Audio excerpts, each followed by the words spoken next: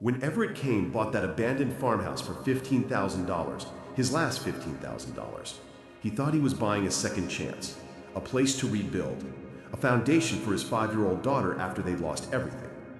But when he came back 6 weeks later, ready to start their new life, he found smoke rising from the chimney and 2 strangers living inside the home that was supposed to save them. What happened next would change all 4 of their lives forever. But first, you have to decide whether to call the police or take a leap of faith that defies all logic. Before we continue, please tell us, where in the world are you tuning in from? We love seeing how far our stories travel. The gravel crunched under the tires as Everett turned down the long driveway. Dusk was settling over the Oregon countryside, painting everything in shades of purple and gold. He'd been driving for 5 hours, and every muscle in his body ached. But none of that mattered now. This was it. Their new beginning. "Is that it, Daddy?" Kira's voice was bright with excitement from the passenger seat. "Is that our house?" Everett smiled despite his exhaustion. "That's it, sweetheart. That's..." He stopped mid-sentence. His hands tightened on the steering wheel. Smoke. There was smoke rising from the chimney. His heart hammered against his ribs as he pulled the truck to a stop about 20 feet from the house. The farmhouse looked exactly as he remembered from his quick inspection 6 weeks ago. Weathered white paint, sagging porch, overgrown weeds. But someone had been here. Someone was inside. "Daddy?" Kira's voice was uncertain now. "Why did we stop?" "Stay in the truck, Kira." Everett's voice came out sharper than he intended. He softened it. "Just for a minute, okay? Let me check something. But stay here." He squeezed her hand, then opened the door and stepped out. The evening air was cold against his face. He could smell wood smoke now, definitely coming from inside. His mind raced through possibilities. Squatters, vandals, maybe some kids using it as a party spot. He approached the front door slowly, his construction worker's instincts on high alert. The door was slightly ajar. Everett pushed it open, and his breath caught. The main room had been swept clean. A fire crackled in the stone fireplace he'd assumed didn't work. 2 young women stood frozen, their eyes wide with terror. They looked identical. Same slight build, same long blonde hair pulled back in ponytails, same dirt-smudged faces. For a moment, nobody moved. Then one of them stepped forward, her hands raised as if in surrender. Please don't call the police. We'll leave right now. We just needed somewhere." "Who are you?" Everett's voice was harder than he felt. His mind was spinning. These weren't vandals. They looked terrified. The other twin moved protectively in front of her sister. "We're sorry. We thought this place was abandoned. We've only been here for a few weeks. We haven't damaged anything, I swear to you. We'll pack up and go. Just please, don't call the cops." Everett looked around the room more carefully. The floor had been swept. The broken windows were covered with cardboard and plastic, sealed tight against the cold. Someone had cleared out years of debris. The fireplace wasn't just working, it was clean, like they'd actually taken time to make it safe. "How did you even know about this house?" he asked. The first twin, the one who'd spoken, wrapped her arms around herself. She looked young, maybe early 20s. "We used to live in Millbrook, about 10 miles from here. Everyone knew this place had been empty for years. We didn't think anyone would... We didn't know someone bought it." "Daddy?" All 3 of them turned. Kira stood in the doorway, clutching her stuffed rabbit, her brown curls wild around her face. She looked at the 2 women with open curiosity rather than fear. "Kiara, I told you to stay in the truck." Everett moved toward her instinctively. "I know, but it's really cold and I saw the smoke and I thought maybe we could have a fire too." She tilted her head, studying the twins. "Are these ladies going to live with us?" The question hung in the air like smoke. "No, sweetheart, we're leaving," one of the twins said quickly. "We're really sorry. We'll be gone in 10 minutes." But Kira had already walked further into the room, her small hand reaching out to touch the fire's warmth. "It's nice in here. Way better than the truck." She looked up at her father. "Can they show us how they made the fire work? You said the fireplace was broken." Everett felt something shift inside his chest. He looked at his daughter, this little girl who'd lost her mother 8 months ago, who'd slept in a motel room for weeks, who'd watched their entire life get sold piece by piece, standing there with such simple, uncomplicated kindness. Then he looked at the two young women, really looked at them. They were terrified, not just of him, but of something deeper. He recognized it because he'd seen it in his own mirror for months, the kind of fear that comes from having nowhere to go and no one to turn to. "Sit down," he said quietly. The twins exchanged glances. "Please," Everett added, "just sit. Let's figure this out." 20 minutes later, they were all sitting around the fire. Kira had curled up against Everett's side, fighting sleep, but determined to stay awake for whatever happened next. The twins sat across from them, perched on the edge of an old crate, like they might need to run at any moment. "I'm Autumn," one of them said softly. "This is my sister, Willow. We're twins, obviously." "Obviously," Kira murmured sleepily, and despite everything, Autumn smiled. "I'm Everett. This is Kira." He paused. "Tell me how you ended up here." The twins looked at each other in that way twins do, some wordless communication passing between them. Then Willow spoke. "We grew up in Millbrook, just the three of us. Me, Autumn, and our mom. Our dad left when we were babies, so Mom raised us alone. She worked 2 jobs most of our lives." Willow's voice was steady, but her hands were clasped tight in her lap. "We both got scholarships to Oregon State, full rides. Agricultural science for Autumn, business for me. Mom was so proud." Autumn picked up the thread. "We graduated last June. Everything was perfect. We had job offers, plans. Then in August, Mom had an accident at work, a machine malfunction at the processing plant where she worked nights. Something about a safety guard that wasn't maintained properly." Her voice dropped. "She survived, but her spine was damaged. She couldn't work anymore." Everett felt Kira's weight grow heavier against him as she drifted toward sleep.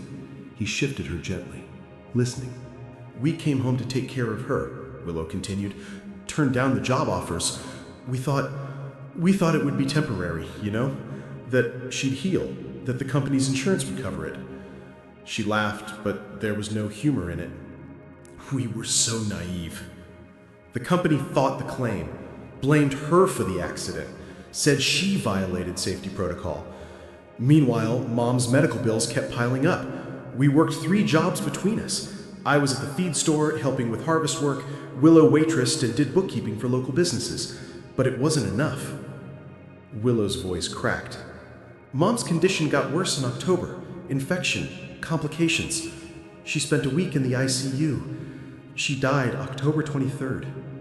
The fire crackled in the silence that followed. "We're sorry," Everett said quietly. The words felt inadequate. Autumn wiped her eyes quickly. "The medical debt was over $80,000. The collectors came after everything. Our mom's house, our car, anything with value. We tried to fight it, but we didn't understand the legal system. We didn't have money for lawyers. By December, we had nothing left. We were sleeping in our car.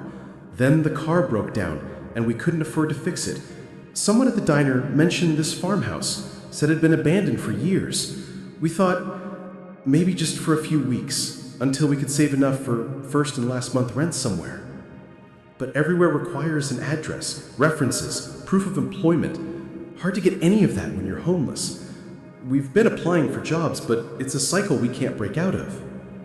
Everett looked at them, these 2 young women who'd done everything right, who'd earned scholarships and graduated college and tried to care for their mother, only to have everything ripped away through no fault of their own. He knew that story. He was living a version of it. "How old are you?" he asked. 24, they said in unison. Kira had fallen fully asleep now, her breathing soft and even. Everett looked down at his daughter's peaceful face, then back at the twins.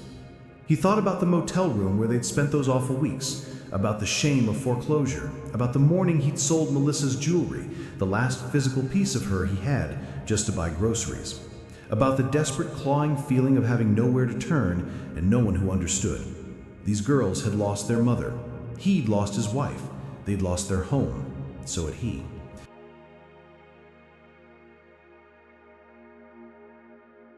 They were trying to rebuild from nothing. So was he. "How long have you been here?" he asked. 3 weeks, Autumn said. We've been really careful. We haven't damaged anything. We clean every day. We only use the fireplace at night when nobody would see the smoke. Or we thought nobody would see it anyway. The cardboard on the windows, that your work? Willow nodded. We found some plastic sheeting in the barn. It keeps the wind out. And you cleaned the fireplace? Made it safe to use? Autumn did that. She's good with her hands. She checked the flue, cleared out all the debris, made sure it wasn't going to catch fire or smoke us out. Everett looked at Autumn with new interest. You know construction? She shook her head. Not really, but I'm good at figuring things out. I helped build sets for our high school theater program, did some farm repair work during college. I learned fast. Something was taking shape in Everett's mind. It was probably crazy. It definitely wasn't practical, but neither was buying an abandoned farmhouse with your last $15,000. This place needs a lot of work, he said slowly. The roof leaks in places. The plumbing is shot. Half the electrical needs to be rewired. The floors need sanding and refinishing.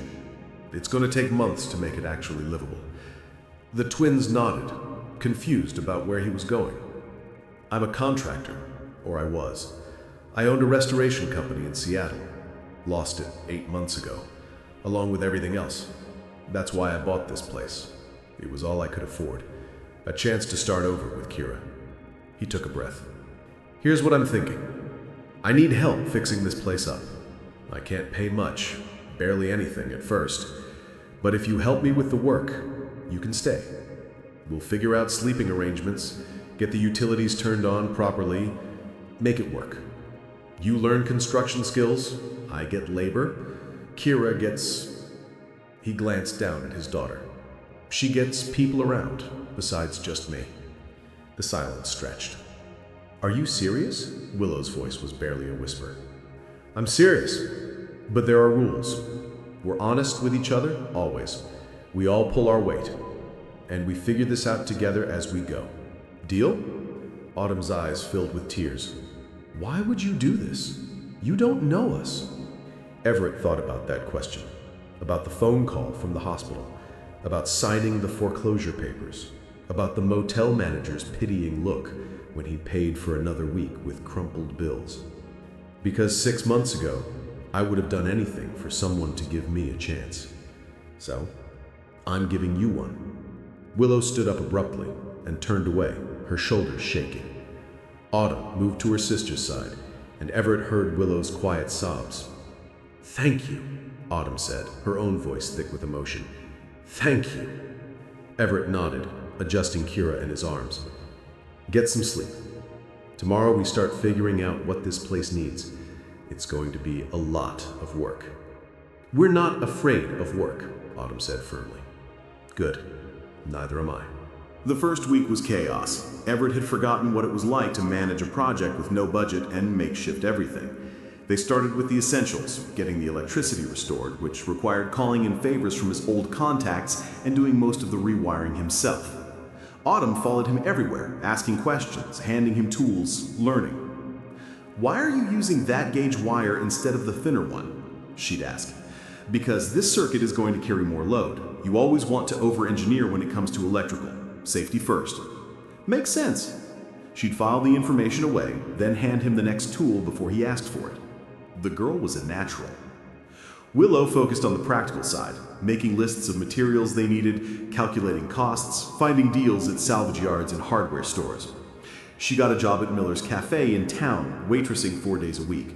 Autumn picked up shifts at Brennan's Hardware, which gave them an employee discount on supplies. Every dollar went toward the house.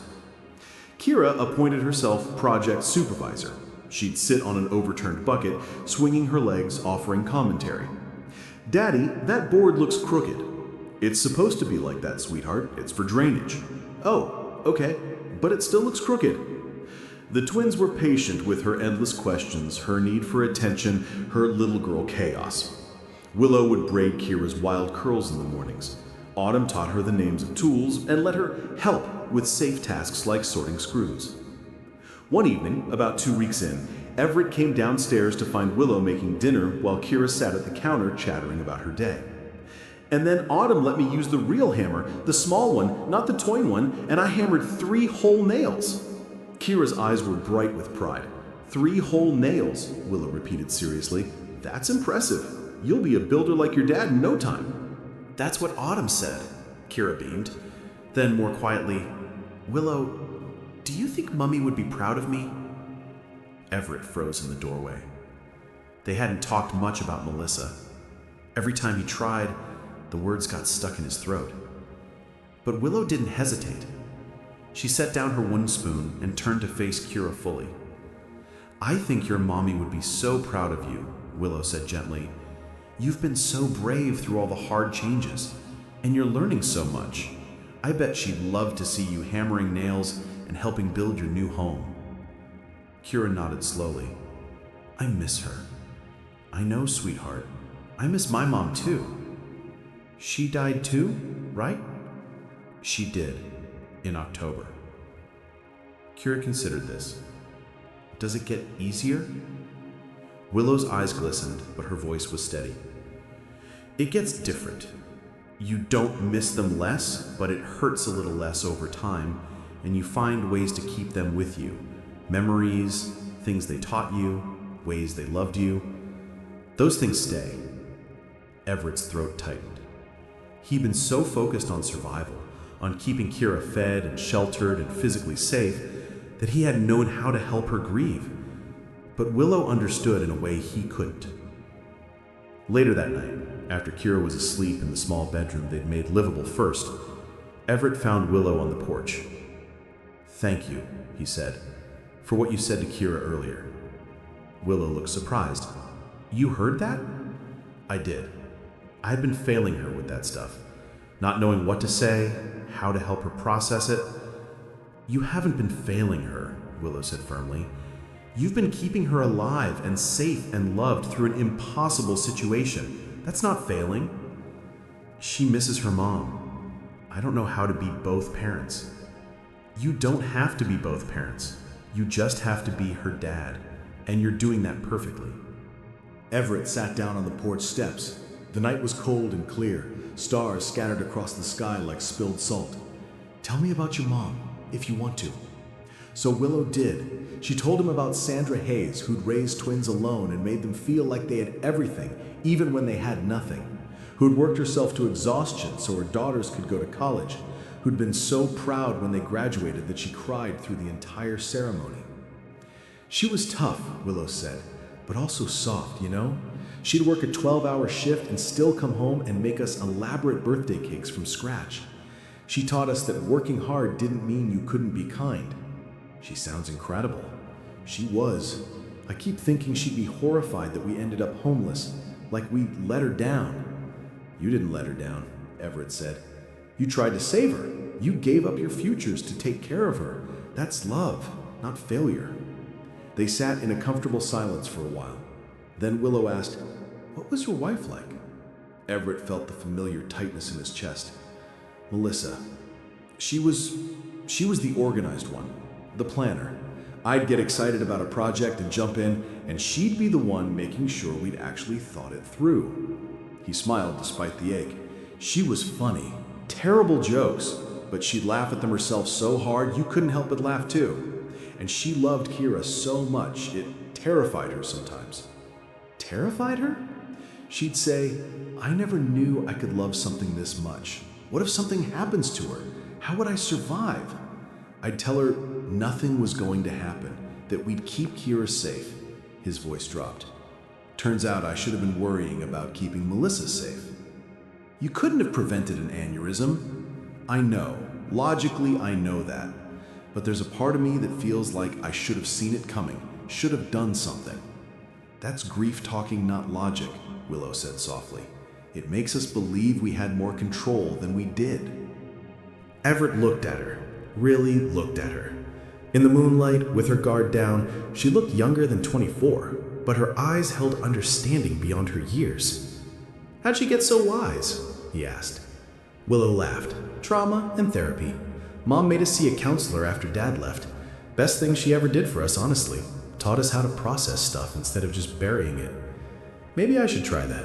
Maybe you should. By March, the farmhouse was starting to look like an actual home. They'd gotten the plumbing working, which meant hot showers, a luxury that made all of them emotional the first time they used one. The kitchen was functional, with salvaged cabinets Autumn had refurnished and countertops they'd pieced together from discount supplies. 3 bedrooms upstairs were livable now. Everett and Kira in one, Autumn in another, Willow in the third. The work was hard, but there was joy in it. They'd put on music while they worked, and sometimes Autumn would sing along. Turns out she had a beautiful voice. Kira would dance while they painted walls or sanded floors, making them all laugh with her unself-conscious enthusiasm. Everett felt something shifting inside himself. Not forgetting Melissa, he'd never forget her, but making room for the present, for the sound of laughter in a house that had been silent for so long, for the satisfaction of building something with his hands again, for the unexpected family forming around their shared brokenness. One Saturday in late March, they decided to tackle the disaster that was the backyard. Years of neglect had turned it into a jungle of weeds and overgrown bushes. Autumn surveyed the chaos with her hands on her hips. You know what this space needs? A garden. A garden? Everett raised an eyebrow. We're barely keeping up with the house repairs. I know, but hear me out. My degree is in agricultural science. I could design a vegetable garden, nothing fancy, just basics, tomatoes, lettuce, herbs. It would save us money on groceries, and gardening is therapeutic. She gave him a meaningful look. We could all use more therapeutic. Can we grow strawberries? Kira asked hopefully. I really like strawberries. We can definitely grow strawberries, Autumn promised. So they spent the day clearing weeds and preparing beds. Autumn explained about soil composition and drainage while they worked. Willow took notes, always the organizer, planning out what they'd plant and when. Everett found himself watching them work. The way Autumn's face lit up when she talked about growing things, the way Willow made even manual labor feel structured and achievable, the way Kyra absorbed everything like a sponge. Daddy, look! Kier held up a worm. Autumn says worms are good for gardens because they make the dirt better. That's right, Everett confirmed. Worms are helpful. Everything's helpful if you put it in the right place, Autumn said. Then, catching Everett's eye, I think people too. That night, exhausted and dirt-covered, they ordered pizza, a rare splurge, and ate it sitting on the porch as the sun set. You know what I just realized? Willow said. 3 months ago, Autumn and I were sleeping in our car, terrified about where we'd end up. Now look at us. We have a home. We have work we're good at. We have... She paused, emotional. We have a family again. Autumn raised her pizza slice in a toast to second chances and abandoned farmhouses. And to people who see strangers and offer help instead of judgment, Willow added, looking at Everett. Kira held up her juice box solemnly. And to strawberries. They all laughed, and Everett felt something warm spread through his chest. Not happiness exactly. He wasn't sure he was ready for that word yet, but something close. Something like hope. Spring rolled into summer, and with it came steady progress on multiple fronts. Everett's reputation in the construction world started to rebuild. He took on a small restoration project in town, a historic building that needed careful work. He brought Autumn with him, and she impressed the client so much they asked if she was available for other projects. She's got an eye for it, the client told Everett, and she's meticulous. You don't find that much anymore. By June, they had enough work lined up that Everett officially made Autumn his business partner. She cried when he told her. You don't have to do this, she said. You've already done so much for us. I'm not doing it for you, Everett replied honestly.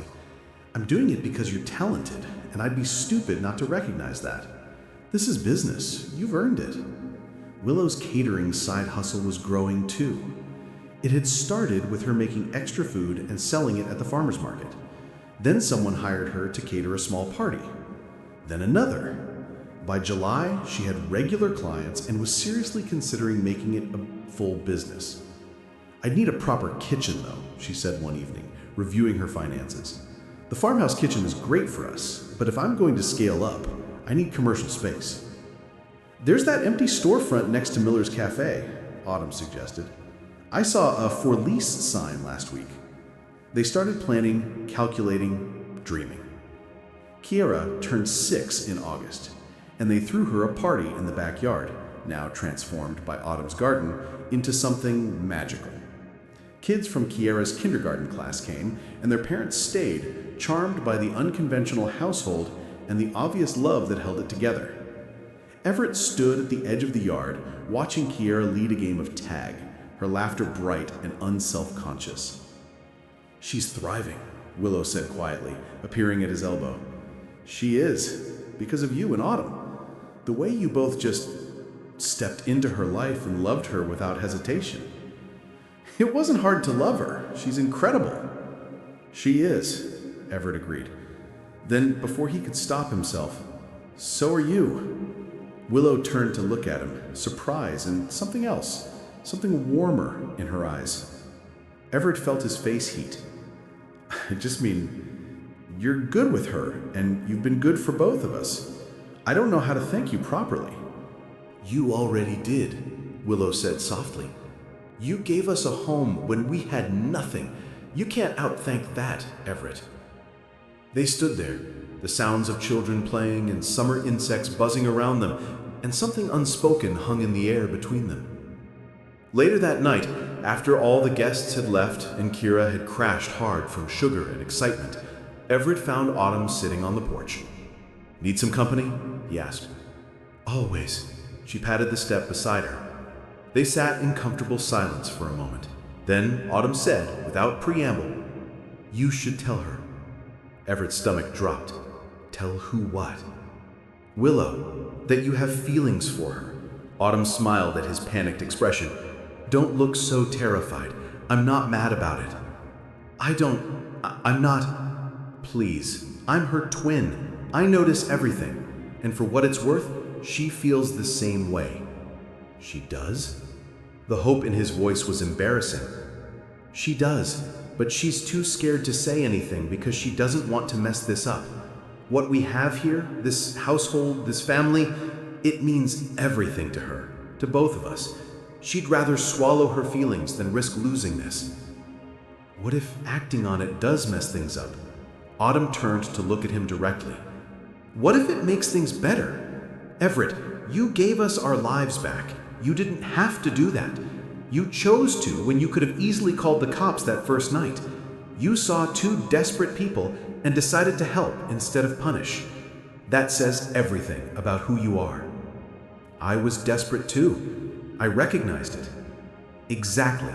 You understood what we needed because you needed the same thing. And we've built something real here, something good. Don't you think you deserve to have something good for yourself too?"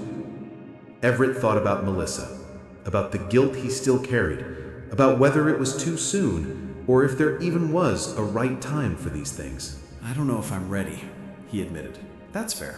But maybe ask yourself, will you ever feel completely ready?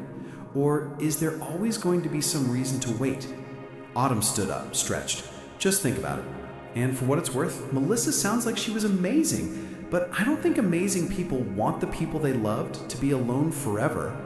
She went inside, leaving Everett with his thoughts. 2 days later, Everett found Willow in the kitchen late at night. She was recipe testing, surrounded by ingredients and notes. "Couldn't sleep?" he asked. "Too many ideas bouncing around." She gestured at the chaos. "I'm trying to perfect this herb focaccia for a client. Want to be my taste tester?" "Always." She cut him a piece of bread still warm from the oven. It was incredible. Crispy on the outside, fluffy inside, flavored with rosemary and sea salt. "This is amazing," Everett said honestly. "You think?" Willow looked pleased. "I've been working on it for weeks. It's perfect. Your clients are lucky."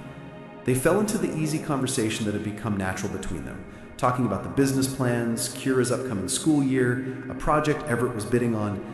Then Willow said, "Can I ask you something personal?" "Of course." Do you think you could ever... She stopped, frustrated with herself. "Never mind, it's not my business." "Willow." Everett set down the bread. His heart was pounding, but Autumn's words echoed in his head. "What were you going to ask?" She took a breath. "Do you think you could ever be open to having someone in your life again? In a romantic way, I mean. Or is that something that feels impossible after losing Melissa?" The question hung between them. Everett could have deflected, could have given a safe, vague answer, But looking at Willow, this woman who'd been vulnerable with him from the start, who'd helped his daughter grieve, who'd become essential to his daily life, he chose honesty instead. 6 months ago, I would have said impossible, he said carefully. I couldn't imagine feeling anything but grief. But lately, he met her eyes. Lately, I've realized that grief doesn't mean you stop living, and maybe Melissa would want me to keep living, really living, not just surviving. She sounds like she was a wonderful person. She was, but she's gone, and I'm still here, and so is Kira. We deserve to move forward. That doesn't mean forgetting, it means making room for new things alongside the memories. Willow nodded slowly. When my mom died, someone told me that the people we love don't want us to stay frozen in our grief. They want us to take all the love they gave us and use it to build new lives. I didn't believe it at first, but I think it's true. I think so too. The kitchen was quiet except for the old clock ticking on the wall. Then Willow said, very softly, I have feelings for you, Everett. I have for a while, but I didn't want to say anything because I was afraid it would ruin everything. This household, this family we built, it's too important to risk. Everett's heart felt too big for his chest. What if it doesn't ruin it? What if it makes it better? You really think that's possible? Instead of answering with words, Everett reached across the counter and took her hand. Her fingers were dusted with flour, warm from working. I think you're one of the best people I've ever met. I think you walked into my life. Literally, you were already here. At the exact moment I needed someone who understood what loss felt like. I think Kira adores you. I think you're building something incredible with your business. And I think I'd be an idiot not to see what we could be together. Willow's eyes filled with tears. I'm scared. Me too. But maybe we can be scared together? Take it slow, see what happens, but at least be honest about what we're feeling? She squeezed her hand. I'd like that. A lot. They stayed like that for a long moment, hands clasped over a counter covered in flour and recipe notes, in a kitchen in a farmhouse neither of them had planned to call home. So, Willow said eventually, a smile breaking through. Want to help me finish this focaccia? I have 3 more variations to try. Everett laughed. I can't think of anything I'd rather do. The rest of the summer and into fall felt like a different life from the one Everett had been living a year ago. His relationship with Willow developed slowly, carefully. They went on actual dates, dinner in town, a movie, a hike in the state park. They held hands on the porch after Kira went to bed. They talked about their fears and hopes, their pasts and potential futures. Kira noticed, of course, nothing got past her. Are you and Willow boyfriend and girlfriend now? She asked one morning at breakfast, casual as discussing the weather. Everett nearly choked on his coffee.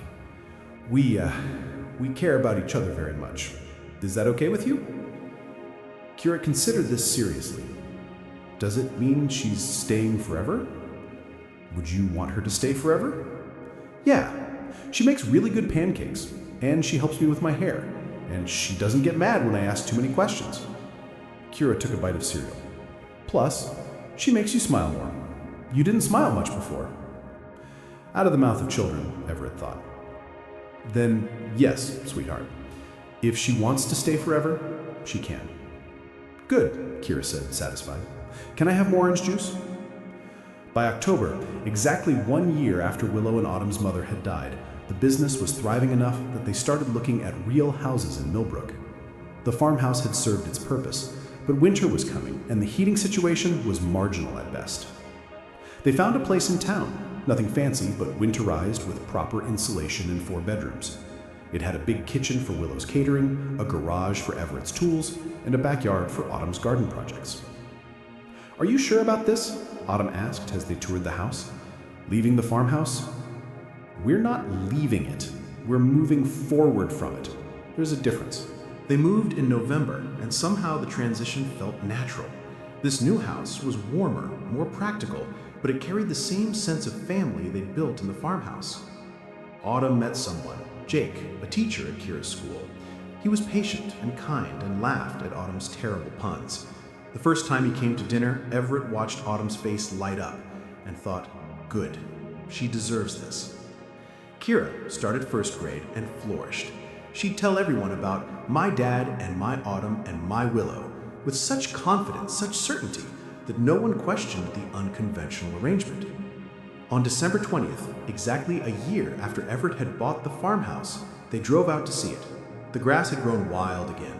The windows were still covered with the cardboard and plastic from that first night, but it stood solid, waiting.